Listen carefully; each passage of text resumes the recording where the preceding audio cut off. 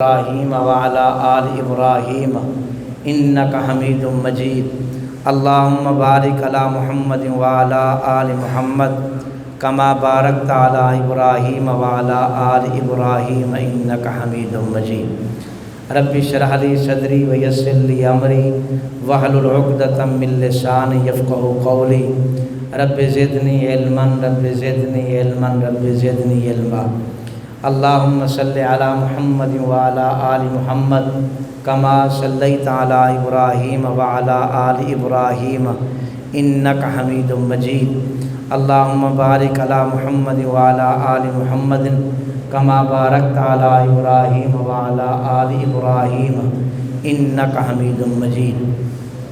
لائق سزی وقار ارباب علم و دانش اصحاب علم و فضل، اللہ رب العزت کا بے حد و بے انتہا احسان ہے کہ جس مالک کونین نے آپ حضرات سے مخاطب ہونے کا موقع عطا کر دیا۔ کئی دن سے میری طبیعت کافی ناساز ہے بخار کی وجہ سے، لیکن آپ لوگوں کی محبت کی وجہ سے بہرحال ہمت باندھی اور اللہ پاک لے ہی آیا ہے۔ سامعین باتمکین، آپ لوگوں کو یاد ہوگا ہجرت کی بات آپ کے سامنے کی جا رہی تھی۔ میں نے عرض کیا تھا کہ اس موقع پہ ہجرت کرنا کوئی آسان کام نہیں تھا، انتہائی مشکل کام تھا ہجرت کرنا۔ ہجرت کے لیے اپنے آپ کو ظلم اور جور کی چکی میں پیسنے والی بات تھی۔ نکل گئے تو نکل گئے، وگرنہ قریش مکہ کی ہر ممکن کوشش یہ ہوتی تھی کہ یہ نکل نہ جائیں، ہمارے ظلم ستم اور جور کا یہ تختہ مشق بنے رہے، ہماری ان کے ساتھ نوک جھوک ہوتی رہے۔ قریش مکہ نے ہر ممکن زور لگایا اور ہر ایک کے ساتھ زور لگایا۔ سب سے پہلے حضور کے صحابہ میں سے ہجرت کر کے مدینہ جانے والے وہ جناب حضرت ابو سلمہ ہیں، ان کے بعد حضرت عمار ہیں، ان کے بعد جناب حضرت بلال ہیں، ان کے بعد ہجرت کر کے جانے والے حضرت سعد ہیں رضی اللہ تعالیٰ عنہ۔ بس اس کے بعد پھر ایک تانتا بند گیا حضور نبی مکرم صلی اللہ علیہ وسلم کے صحابہ اکرام رضوان اللہ تعالیٰ علیہ مجمعین کے ہجرت کرنے کا۔ حضور کے صحابہ اکرام اب یہاں سے ہجرت کر کے مدینہ طیبہ کی طرف جانے لگے۔ مدینہ طیبہ کے انصار نے اپنے دل و جان سے اپنی ہر ممکن کوششوں کو اور اپنی ہر ممکن تعاون کو ان کے لیے حاضر رکھا۔ اس لیے انصار کے قوم اور ہے، انصار کوئی قوم نہیں ہے۔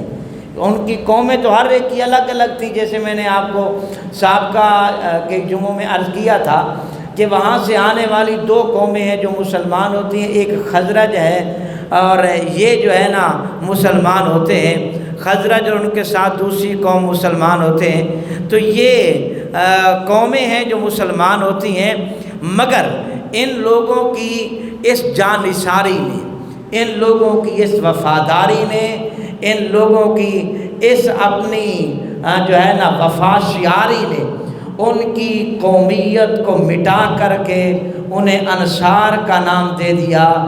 آج بھی ان کی نسل سے اگر کوئی باقی ہے تو انہیں اپنی اصل قومیت یاد نہیں ہے، انہیں انصار ہی یاد ہے۔ پیغمبر نے بھی انہیں انصار کہا ہے، قرآن نے بھی انصار کہا، من المہاجرین والانصار والذین اتبعوہم بإحسان۔ اللہ کے قرآن نے بھی انہیں انصار کہا ہے۔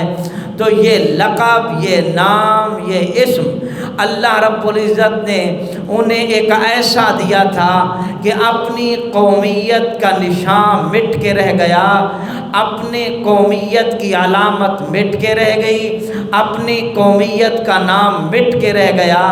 اب وہ فقط انصار کہلائے ہیں۔ پیغمبر صلی اللہ علیہ وآلہ وسلم نے جب ان کے ساتھ پہلی بات کی تو ان میں سے یہ بھی تھا کہ تم میری مدد اور نصرت کرو گے۔ پیغمبر کی مدد اور نصرت کرنے کا مطلب یہ ہے کہ جو میرے ساتھی ہیں ان کی بھی مدد اور نصرت کی جائے گی، جو میرے ساتھ ہیں ان کے ساتھ بھی تعاون کیا جائے گا، جو میرے ساتھ ہیں ان کے ساتھ بھی اپنی محبت کو پیش کیا جائے گا۔ انصار نے پھر اپنی محبت کے ایسے انمٹ نقوش چھوڑے ہیں کہ قیامت تک ان جیسی جانثاری اب کوئی پیش کر سکتا نہیں ہے۔ چونکہ میرا یہ عنوان اور موضوع نہیں ہے، اس لیے ہم اس تفصیل میں جانا نہیں چاہیں گے۔ اتنی بات آپ یاد رکھیے گا، نبی مکرم صلی اللہ علیہ وسلم کے صحابہ کرام مدینہ طیبہ کی طرف رخت سفر باندھتے ہیں۔ جانے والوں کو مہاجر کہا جاتا ہے اور سنبھالنے والوں کو انصار کہا جاتا ہے۔ جانے والے مہاجر کہلائے ہیں، ان کا سہارا بننے والے انصار کہلائے ہیں۔ انہوں نے اگر اپنا سب کچھ چھوڑا ہے تو انہوں نے سب کچھ ان پہ نچھاور کر دیا ہے۔ انہوں نے اگر اپنے سب کچھ کو اپنے رب کے لیے خیر بات کہا ہے تو انہوں نے اپنا سب کچھ ان کی آنکھوں اور پلکوں میں بچھا دیا ہے اپنے رب کے لیے۔ وہ سب کچھ لٹانے والے ہیں، یہ بھی سب کچھ لٹانے والے ہیں۔ تو نبی مکرم کے صحابہ نے سب سے پہلے ہجرت کرنے والوں میں حضرت ابو سلمہ آتے ہیں، جن کی زوجہ کو ام سلمہ کہا جاتا ہے۔ ان کی دنیا سے رخصت ہو جانے کے بعد یہی خاتون ہے جسے خدائے ذوالجلال نے ام المؤمنین بننے کا شرف عطا کیا ہے۔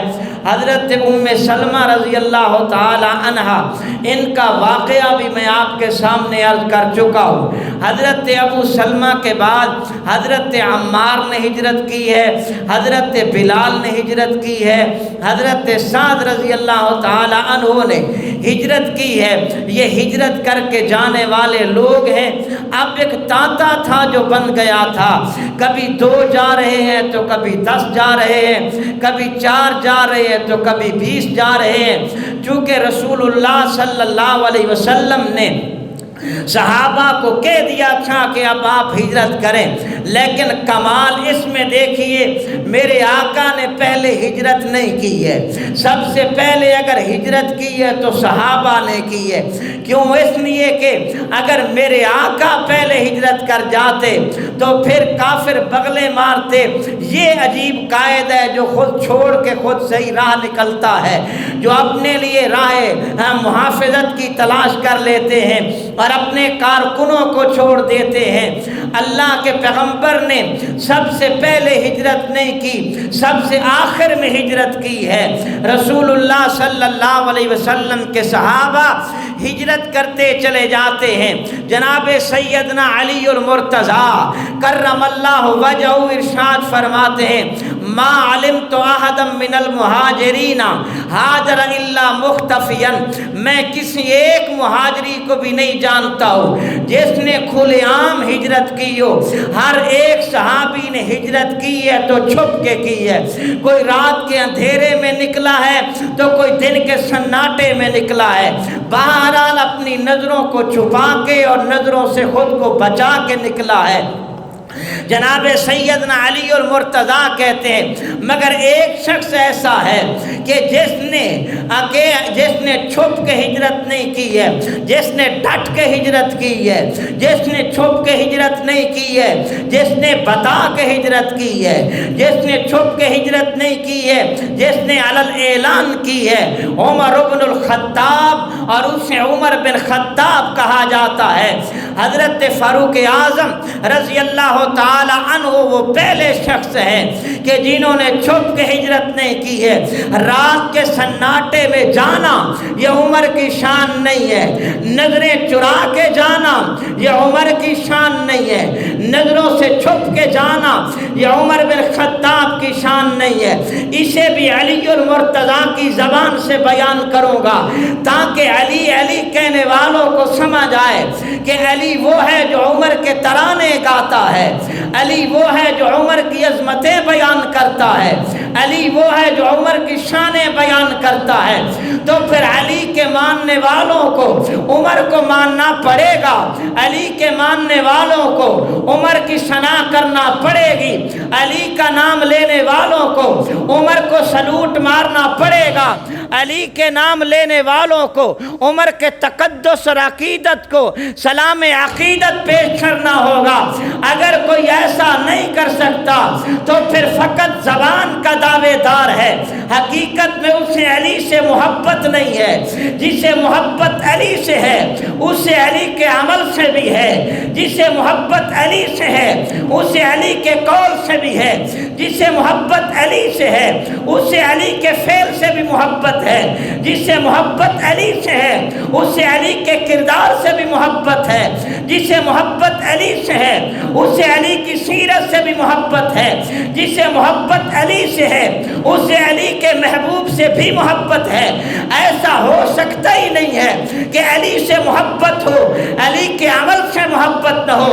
غرض یہ کہ سیدنا علی المرتضیٰ کہتے ہیں ہر ایک نے ہجرت کی ہے تو اس نے ہجرت کرتے ہوئے اپنے آپ کو سیو کیا ہے، مگر ایک عمر بن خطاب ہے کہ جنہوں نے خود کو سیف نہیں کیا، قلد سیفہ وتنکب قوسہ۔ حضرت عمر بن خطاب نے پہلے تلوار اٹھائی، تلوار کو گلے میں حمائل کیا، پھر عمر بن خطاب نے اپنی قوس اٹھائی ہے اسے اپنے ہاتھوں میں لیا، پھر اپنی میگزین اٹھائی ہے اسے اپنے کمر سے باندھ کر کے اس میں اپنے تیروں کو لگایا، اور تیروں کو لگا کر کے عمر بن خطاب پھر کعبہ کا طواف کرنے آئے ہیں۔ خوشا قسمت عمر تیرے انداز کی، جب عمر کعبے کا طواف کرتا ہے تو ایک مجاہدانہ انداز میں کرتا ہے، عمر کے گلے میں تلوار لٹکی ہوئی ہے، عمر بن خطاب کے بدن کے ساتھ تیر و تلوار جڑے ہوئے ہیں، عمر نے 7 چکر لگائے۔ علی ابن ابی طالب کہتے ہیں حضرت عمر نے 7 چکر مکمل کر کے واقف علی الحلق، حضرت عمر نے دیکھا اسی کعبہ کے درمیان میں، کعبہ کے اسی 4 دیواری میں کفار کا مجمع بیٹھا ہے۔ حضرت علی المرتضیٰ کہتے ہیں حضرت عمر آ کر کے ان کے پاس رکے، فواحدتن فواحدتن فواحدتن فواحدتن، ایک ایک کے پاس گئے اور سبھی کو یہ کہتے چلے جاتے ہیں من ارادہ ان تسکلہ امہ، جو بندہ یہ چاہتا ہے کہ آج اس کی ماں اس کو روئے، جو بندہ یہ چاہتا ہے ان یتم ولد ہو اس کی اولاد یتیم ہو جائے، جو بندہ یہ چاہتا ہے ان ترمل زوجت ہو کہ اس کی بیوی اپنے سروں میں مٹی ڈالتی رہے، تو پھر آئے آج اس وادی کے باہر عمر بن خطاب سے ملاقات کرے۔ میں چھپ کے ہجرت نہیں کرتا، میں ڈٹ کے ہجرت کرتا ہوں، آج میں اکیلا نہیں جاتا ہوں، میں 20 بندے ساتھ لے کر کے ہجرت کرنے پہ جاتا ہوں۔ حضرت فاروق اعظم کے تقدس پہ خوشا نصیبہ حضرت علی کہتے ہیں کوئی ایک بندہ نہ تھا جو عمر کے رستے کو روکتا، کوئی ایک ایسا نہ تھا جو عمر کے راہوں پہ آ کر کے بند کو باندھ دیتا، کوئی ایک ایسا نہ تھا جو عمر کے رستے پہ آ کے رکاوٹ ڈال دیتا۔ بلال کو روکنا بڑا آسان ہے، سعد کو روک لینا بڑا آسان ہے، عمار کو روک لینا بڑا آسان ہے، ابو سلمہ کو روک لینا بڑا آسان ہے۔ مکے کے چودھریوں میں ایسی طاقت نہیں جو عمر کا رستہ روکے، مکے کے کافروں میں ایسی طاقت نہیں جو عمر کا رستہ روکے، مکے کے کافروں میں ایسی طاقت نہیں ہے جو عمر کا رستہ روکے۔ ربا یہ وجہ کیا ہے؟ وہ چھپ کے کرتے ہیں، یہ ڈٹ کے کرتے ہیں، وہ چھپ کے جاتے ہیں، سر عام عمر جاتا ہے، جگا کے جاتا ہے، جھنجھوڑ کے جاتا ہے، کہہ کے جاتا ہے، ان کے رگو ریشے میں غصہ اتار کے جاتا ہے۔ ایسی وجہ کیوں ہے؟ رب مجھے کہتے ہیں عمر کو میں نے بھیجا اسی لیے ہے کہ عزت اسلام بن کے آئے، عمر کو بھیجا اسی لیے ہے عزت و توقیر اسلام بن کے آئے۔ اگر عمر بن خطاب چھپ کے جائے گا، توقیر اسلام نہیں، عمر چھپ کے جائے گا، عزت اسلام نہیں، عمر چھپ کے جائے گا، مقام اسلام نہیں، عمر چھپ کے جائے گا، شان اسلام نہیں۔ اس لیے عمر بن خطاب کو ڈٹ کے جانا چاہیے، دنیا کو سمجھ آئے عمر وہ ہے جب آتا ہے تو اسلام چمک جایا کرتا ہے۔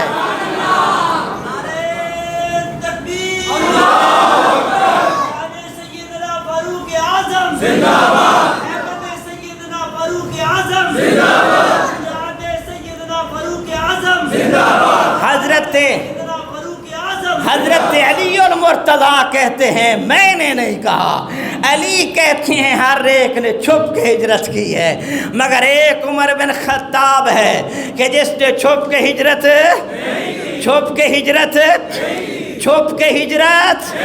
عمر بن خطاب خوشا تیرا نصیبہ، کائنات کا ہر کافر وہ تجھ سے چھپتا ہے، تو کسی سے نہیں چھپتا، تو زندہ تھا، کافر تجھ سے چھپتے ہیں، تو چلا دیا ہے، تیرے نام سے بھی آج کافر چھپ کے جاتا ہے، تجھے عزت دی ہے، میرے رب ذوالجلال نے تجھے مقام دیا ہے، خدا ذوالجلال نے تجھے توقیر بخشی ہے، نبی کی شریعت نے تجھے مقام بخشا ہے، اسلام نے تجھے عزت بخشی ہے، دین نے کہ زندگی صدیاں گزر جانے کے بعد آج بھی پتہ چلتا ہے جہاں عمر کا نام ہوتا ہے شیطان نہیں آیا کرتا ہے۔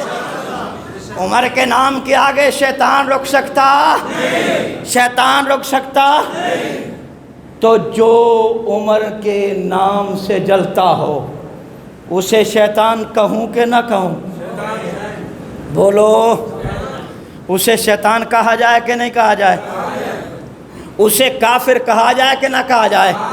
میں تو کہتا ہوں اسے بدترین کافر کہنا چاہیے، غلیظ ترین کافر کہنا چاہیے۔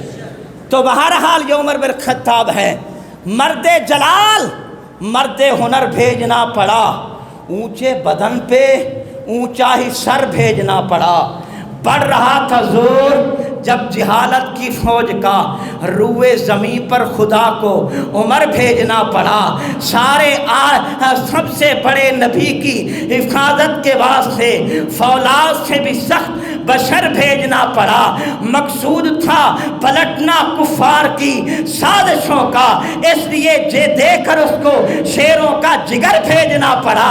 یہ عمر بن خطاب ہے جو چھپ کے ہجرت نہیں کرتے ہیں۔ بتانے والا کون ہے؟ جسے علی کہتے ہیں۔ بتانے والا کون ہے؟ جسے حیدر کرار کہتے ہیں۔ بتانے والا کون ہے؟ جسے فاطمہ کا شوہر کہتے ہیں۔ بتانے والا کون ہے؟ جسے حضرات حسنین کا ابو کہا جاتا ہے۔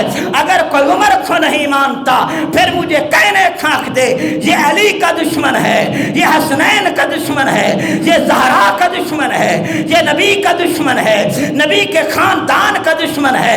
اس لیے کہ یہ عظمت صدیق بیان کرتا، اعتراض بنتا تھا اگر یہی عظمت سعد بیان کرتے اعتراض بن سکتا تھا، یہی عظمت کوئی اور صحابی بیان کرتے تو نہ مانتا کہ میں انہیں نہیں مانتا۔ اللہ نے اس کے لیے علی المرتضیٰ کا انتخاب کیا۔ علی زبان تیری ہو، عظمت عمر کی ہو، زبان تیری ہو، شان عمر کی ہو، زبان تیری ہو، توقیر عمر کی ہو، زبان تیری ہو، صداقت عمر کی ہو، زبان تیری ہو، عظمت عمر بن خطاب کی ہو، تاکہ قیامت کے دن تک یہ کلیئر ہو جائے جو علی والا ہوتا ہے وہی عمر والا ہوا کرتا ہے، اور جو عمر والا نہیں ہوتا وہ علی والا بھی نہیں ہوتا۔ بولو بولو، جو عمر والا نہیں ہوتا وہ علی والا بھی نہیں ہوتا۔ تو پیغمبر کے صحابہ نے ہجرت کی اور ان میں سے ایک حضرت فاروق اعظم بھی ہے رضی اللہ تعالی۔ سب نے چھپ کے کی، مگر ایک عمر ہے کہ جنہوں نے ہجرت کی ہے تو اعلان کی ہے۔ 20 صحابہ ہیں، 20 صحابہ کے ساتھ ہجرت ہوتی ہے۔ حضرت عمر رضی اللہ عنہ اور 3 صحابہ نے رات کو بیٹھ کے مشورہ کیا تھا، فلاں مقام پہ تینوں اکٹھے ہو جائیں گے، اگر کوئی ایک نہ آ سکا تو سمجھنا کہ وہ گرفتار ہو گیا، پھر ہم اس کا انتظار نہیں کریں گے۔ علماء نے لکھا ہے کہ اسے مقام صرف کہا جاتا ہے۔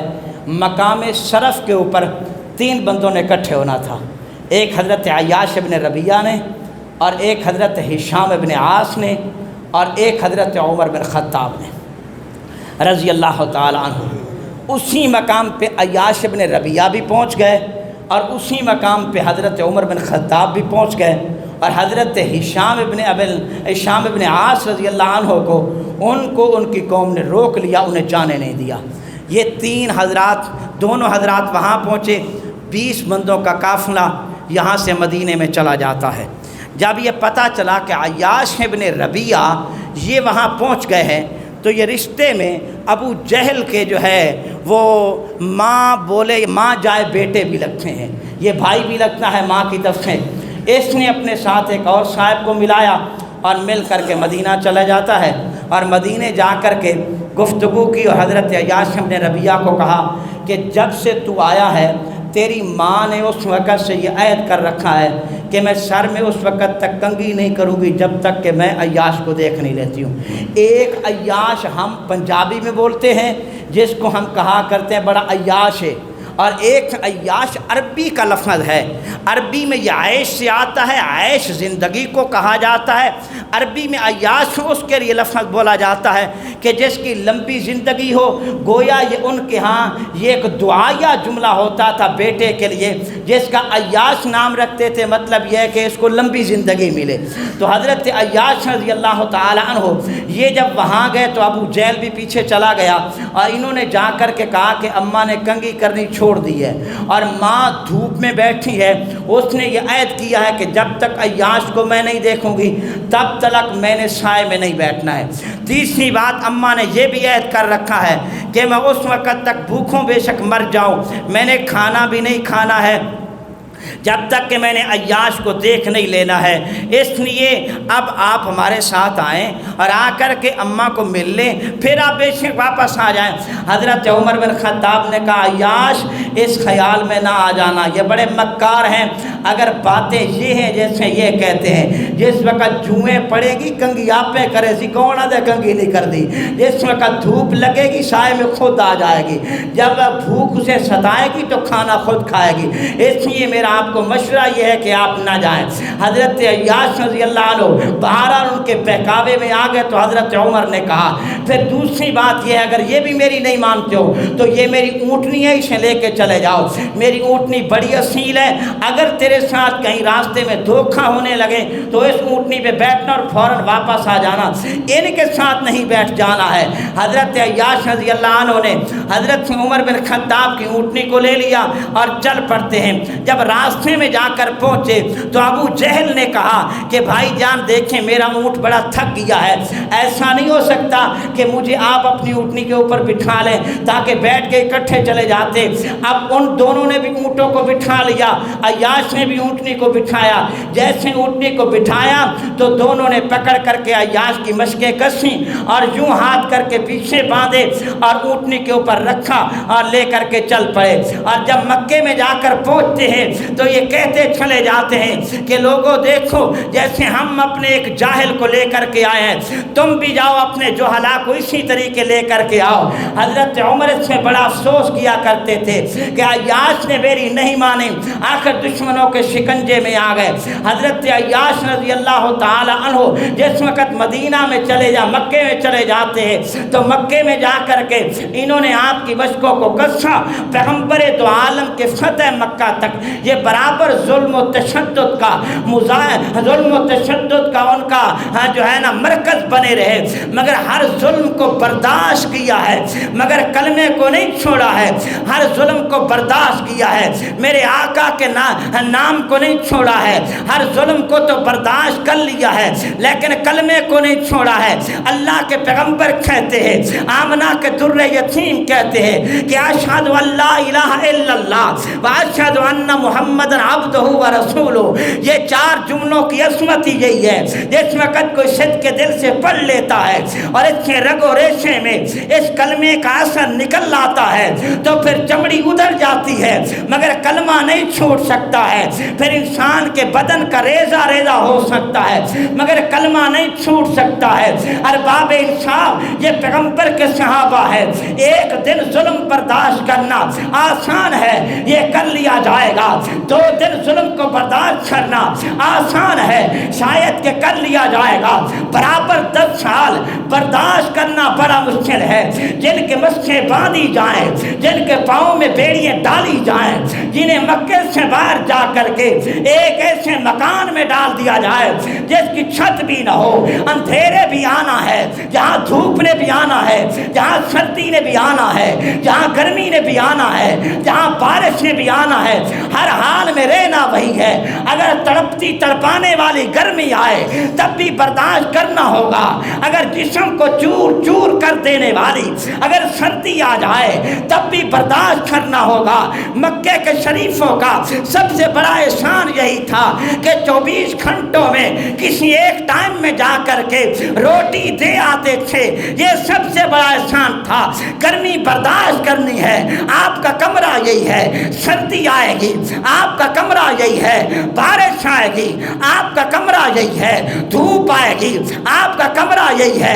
حضرت عیاش بن ربیعہ کو اسی کمرے میں ڈالا گیا، 10 سال تک جنہوں نے برداشت کیا، نبی مدینے میں جا کر کے نماز میں دعائے قنوت نازلہ پڑھتے تھے اور ان میں حضرت عیاش کا نام لے کر کہتے تھے اے میرے ربا عیاش کو رہائی عطا کر دے، اے خدائے ذوالجلال حضرت ہشام کو رہائی عطا کر دے، اے خدائے ذوالجلال مجھے ماننے والی عورتوں کو مکے کے ظلم و ستم سے آزادی عطا کر دے، اے خدائے ذوالجلال میرے نام پہ پسنے والے میرے صحابہ کے لیے کوئی رستہ خلاصی کا نکال دے۔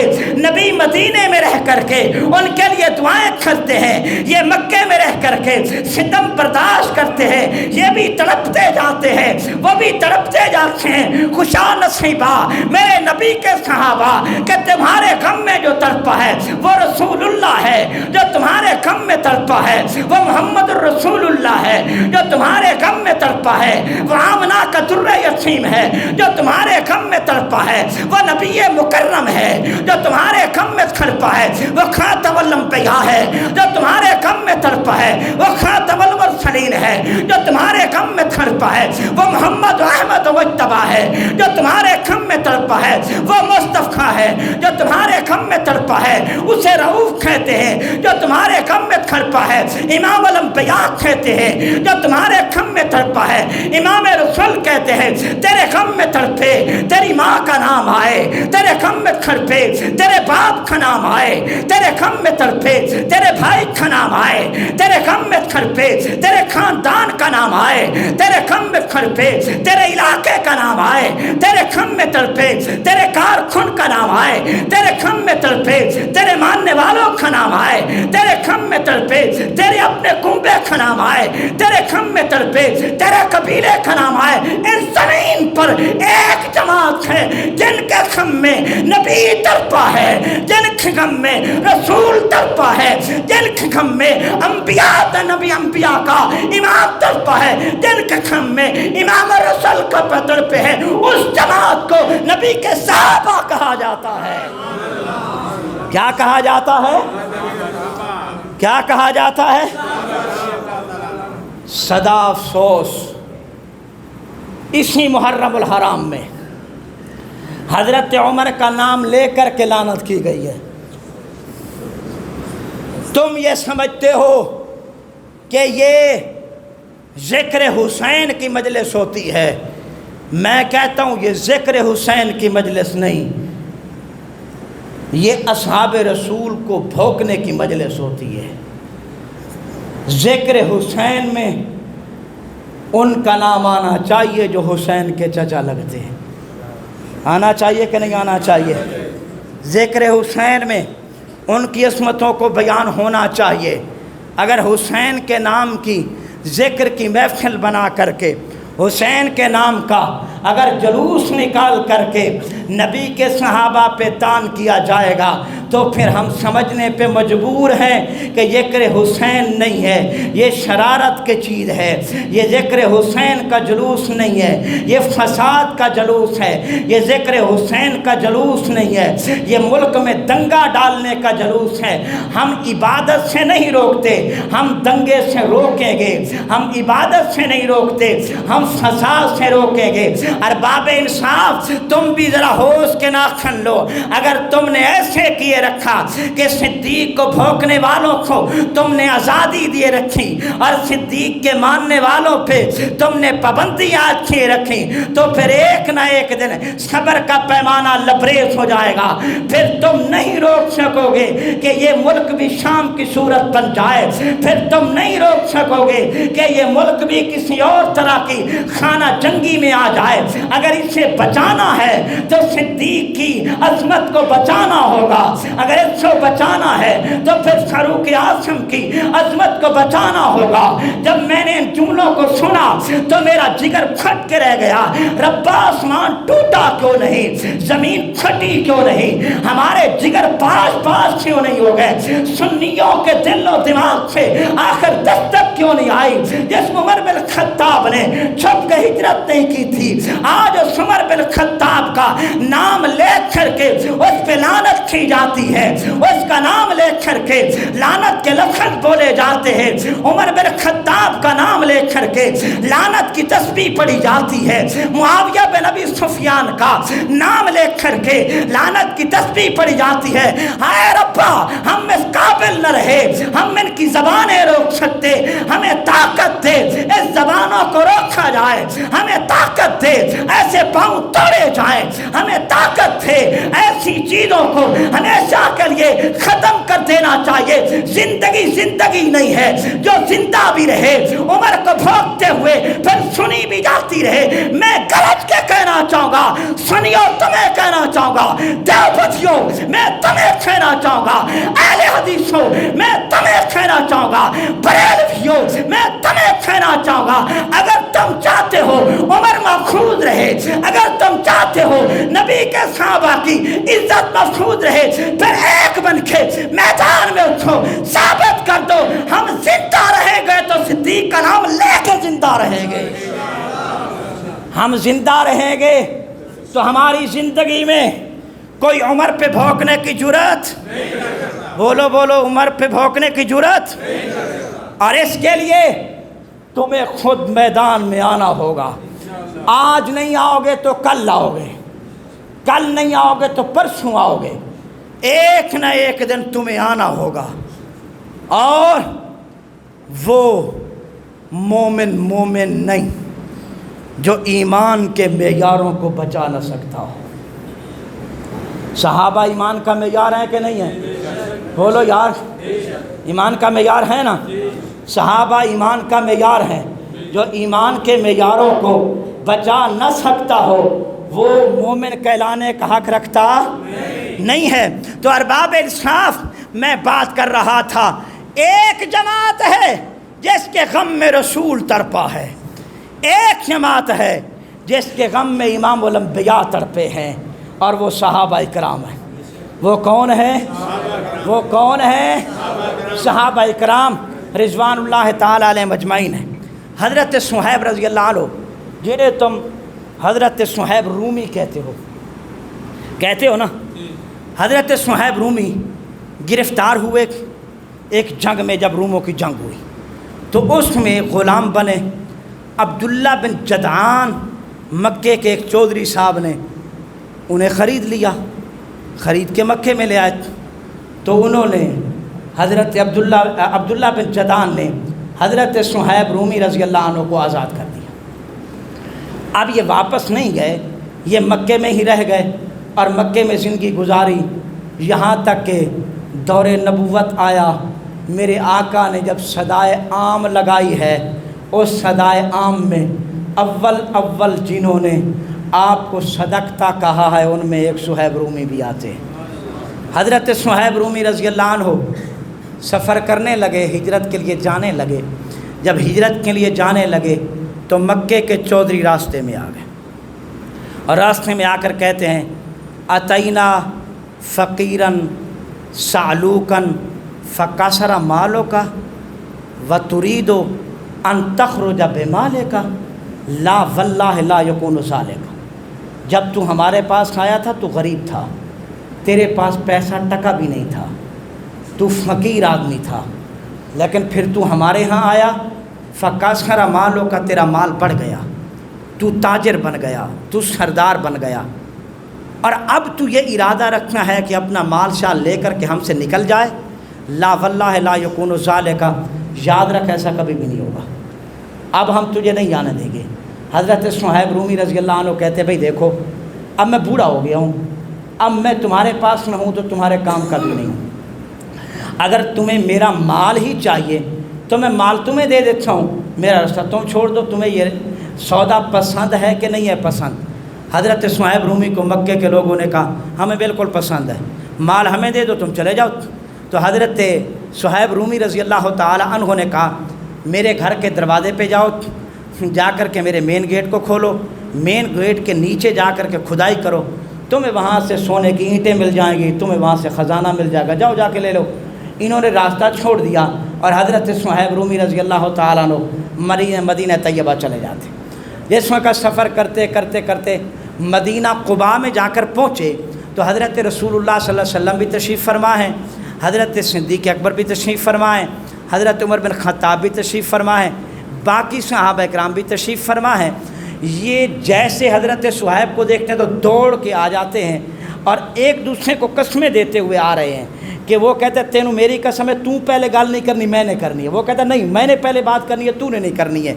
ये सभी आपस में कहते आ रहे हैं। तो बहरहाल पहल सिद्दीक़ कर जाता है, इसलिए कि तजर्बा यही है जब दीन में जब नेकी में पहल की बारी आती है तो सिद्दीक़ से आगे कोई नहीं जाता है, सिद्दीक़ से आगे कोई नहीं जाता है।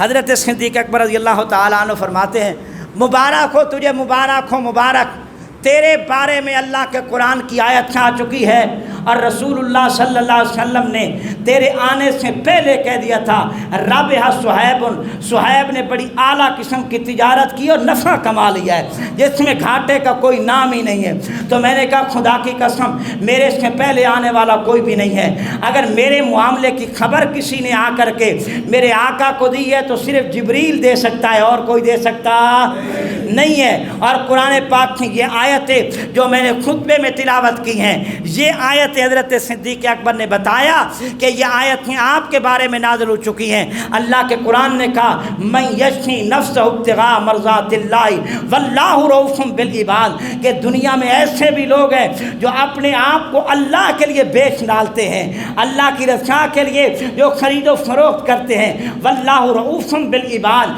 अल्लाह अपने बंदों के साथ हमेशा रहमत और शफ़क़त का मुआमला करने वाला है।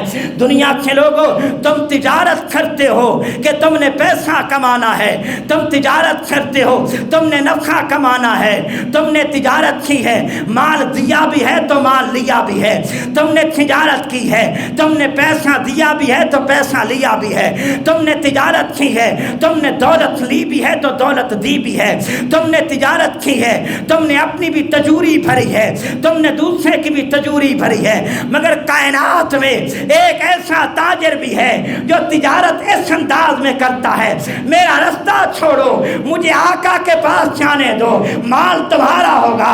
गोया सुहैब रूमी की तिजारत माल के बदले माल रखा, सुहैब रूमी ने कहा माल तुम्हारा है, मुझे आका की ज़ियारत कर लेने दो, ये माल तुम्हारा है, मुझे नबी के मदीने में जा लेने दो, ये माल तुम्हारा है, मेरा नबी के रस्ते को जाने वाला रास्ता छोड़ दो, मुझे माल की कोई ज़रूरत नहीं है, मुझे आका की सोबत चाहिए, मुझे इस माल की कोई ज़रूरत नहीं है, मुझे आका के जाने का रास्ता चाहिए, मुझे इस माल की कोई ज़रूरत नहीं है, मुझे अपने पैगंबर तो आलम के मदीने में जाना चाहिए।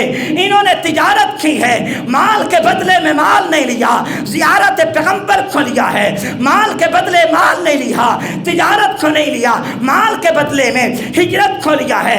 अल्लाह के कुरान ने कहा ये वो ताजिर है जिसने घाटा नहीं किया, ये वो ताजिर है जिसकी तिजारत में नफ़ा ही नफ़ा है। दुनिया के ताजरों तुमने पैसा سونا لیا تھا، دنیا کے تاجروں تم نے دولت لی ہے، دنیا کے تاجروں تم نے ثروت لی ہے، دنیا کے تاجروں تم نے سونا لیا ہے، دنیا کے تاجروں تم نے چاندی لی ہے، دنیا کے تاجروں تم نے درہم لیا ہے، دنیا کے تاجروں تم نے دینار لیا ہے۔ اے نصیبہ صہیب رومی کا جس نے تجارت کی ہے، دولت نہیں ہے، تجارت کے بدلے میں اپنے پیغمبر کی زیارت لی ہے۔ کیا لی ہے؟ بولو کیا لی ہے؟ تو بتاؤ ایسی تجارت میں گھاٹا ہو سکتا ہے؟ ایسی تجارت میں گھاٹے والا نام آ سکتا ہے؟ اس سے اعلیٰ کوئی تجارت نہیں ہے، اس سے بڑھیا کوئی تجارت، اس سے زیادہ نفع مند کوئی تجارت، اس سے زیادہ نفع دینے والی کوئی تجارت، یہ وہ تجارت ہے جو سب سے زیادہ انسان کو نفع بخشتی ہے۔ تو حضرت صہیب رومی رضی اللہ تعالی عنہ یہ وہ شخص ہیں کہ جن کی ہجرت حضور کے بعد ہوئی تھی، اور یہ بھی علماء کرام فرماتے ہیں رسول اللہ صلی اللہ علیہ وسلم نے جب ہجرت کا ارادہ کیا نا تو حضرت صہیب کو کہا بھائی تینوں بھی نال لے جاؤں گے، تجھے بھی ساتھ لے کے جائیں گے۔ اور جب تجارت ہونے لگی، ہجرت ہونے لگی، تو حضرت صدیق اکبر کو حضور نے بھیجا، جاؤ جا کر کے صہیب کو بھی بلا کے لاؤ۔ اب آگے گئے تو حضرت صہیب رضی اللہ تعالی عنہ نماز میں کھڑے ہوئے، تو جناب صدیق اکبر رضی اللہ عنہ نے ان کو نماز میں سے نماز ان کے توڑنے کو برداشت نہیں کیا، نماز میں ان کو کوئی بات نہیں کی، چپکے سے واپس آ گئے۔ پھر انتظار کیا، پھر انتظار کرنے کے بعد پھر بھیجا، جاؤ صہیب کو لے آؤ۔ پھر گئے تو حضرت صہیب پھر نماز میں کھڑے ہوئے ہیں، پھر کس میں ہیں؟ نماز میں کھڑے ہوئے ہیں۔ پھر واپس آ گئے کہ بھائی صہیب دی تو نماز بہت ہی لمبی ہو گئی آج۔ پھر انتظار کیا، پھر انتظار کیا تو تیسری بار پھر بھیجا کہ جاؤ جا کر کے صہیب کو بلا کر کے لے آؤ۔ حضرت صہیب کے پاس صدیق اکبر پھر گئے، جب تیسری بار گئے تو دیکھا صہیب پھر نماز میں کھڑے ہوئے۔ حضرت صہیب رضی اللہ عنہ کی نماز کو توڑوایا نہیں ہے، واپس آ گئے، یا رسول اللہ ترائے چکر تو میں لال ہیں، صہیب دی نماز آج مکڑے جوندی بھی نہیں۔ ادھر سے چونکہ اللہ کی طرف سے اب آرڈر ہو گیا تھا کہ اب تم نے ہجرت کرنا ہے، تو رسول اللہ صلی اللہ علیہ وسلم اب صدیق اکبر کو لے کر کے ہجرت کر جاتے ہیں، صہیب یہاں رہ جاتے ہیں۔ حضرت صہیب پھر ہجرت کرتے ہیں، جب حضور مدینے پہنچ جاتے ہیں، اب حضور کی ہجرت اور صدیق کی ہجرت ہوتی ہے۔ آئندہ جمعہ یہاں سے آغاز کریں گے، زندگی باقی ملاقات باقی۔ آخر دعوانا ان الحمد للہ رب العالمین۔